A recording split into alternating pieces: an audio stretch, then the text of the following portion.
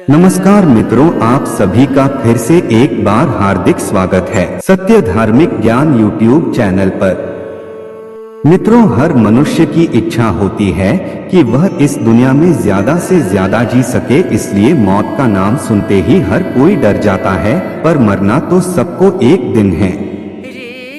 कुछ लोग लंबी उम्र तक जीते हैं, वहीं कुछ लोग अचानक से इस दुनिया को अलविदा कह देते हैं। अल्पायु में हुई मृत्यु को लोग तुरंत स्वीकार नहीं कर पाते हैं। ऐसी मृत्यु को अकाल मृत्यु की श्रेणी में डाला जाता है।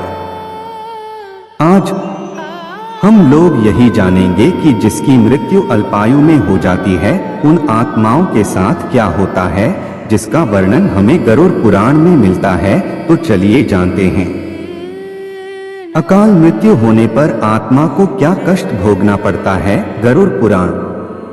दोस्तों, गरुड़ पुराण में बताया गया है कि मनुष्य के जीवन के साथ चक्र निश्चित है, और यदि कोई मनुष्य इस चक्र को पूरा नहीं करता, अर्थात अल्पायु में ही उसकी मृत्यु हो जाती है, तो उसे मृत्यु के बाद भी कई प्रकार के कष्ट भोगने पड़ते हैं। लेकिन हम लोग सबसे पहले यह जानेंगे कि अल्प आयु में मृत्यु का क्या मतलब होता है।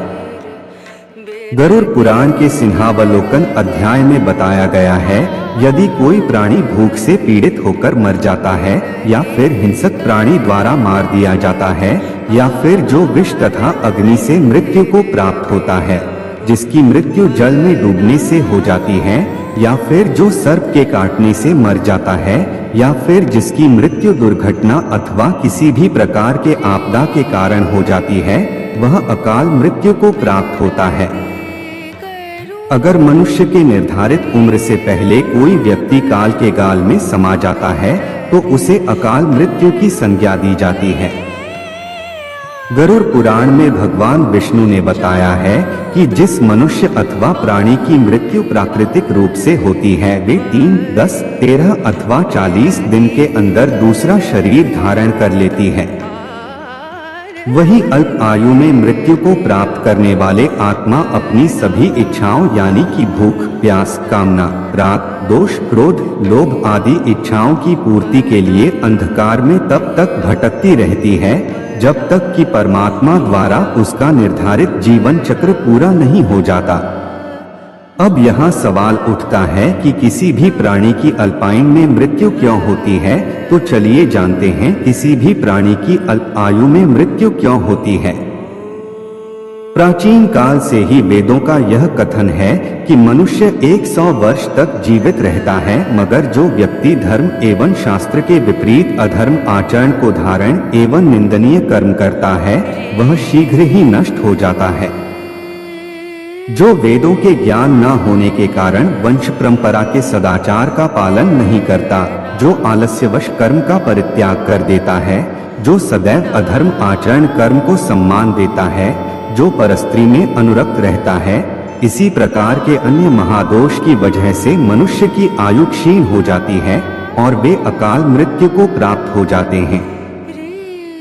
जो अपने कर्मों का परित्याग तथा जितने मुख्य आचरण है उनका परित्याग करता है तथा दूसरों के कर्मों में संलग्न रहता है, वह निश्चित ही कम उम्र में मृत्यु को प्राप्त हो जाता है, और जो धर्म विरुद्ध आचरण करता है वह भी अगले जन्म में निश्चित समय से पहले अकाल मृत्यु को प्राप्त हो जाता है।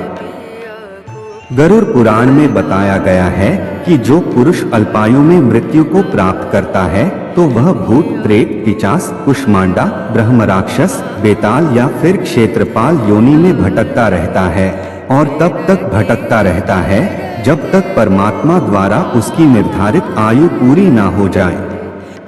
और जब भी कोई स्त्री अल्प आयु में मृत्यु को प्राप्त होती है, वह भी इसी तरह योनियों में भटकती रहती है, लेकिन उसे अलग अलग नामों से जाना जाता है। जैसे कोई नवयुवती यानी शादीशुदा कम उम्र में मृत्यु को प्राप्त हो जाए तो वह चुड़ैल बन जाती है, और वही कोई कुंवारी कन्या की मृत्यु अल्पायु में हो जाती है तो उसे देवी योनि में भटकना पड़ता है।